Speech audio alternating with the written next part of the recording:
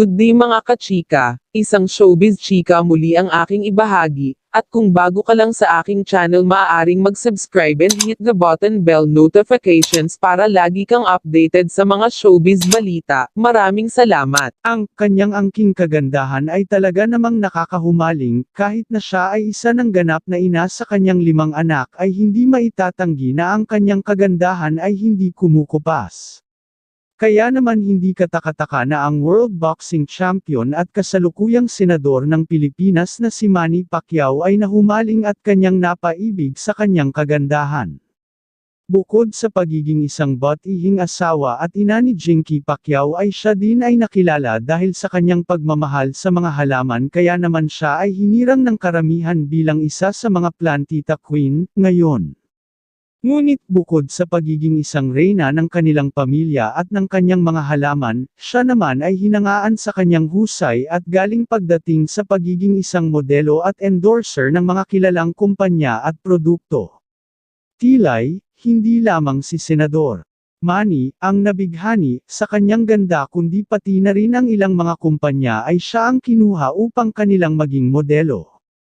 At sa pagkakataong ito ay hindi lamang siya basta modelo, kundi siya ay isang business partner ng isang produkto dahil ang Jinky Cosmetics na pagmamay-ari mismo ni Jinky at ang Vibrant Wellness ay nagkaroon ng collaboration na siyang naging daan upang mas dumami pa ang oportunidad na dumarating sa kanya ngayon.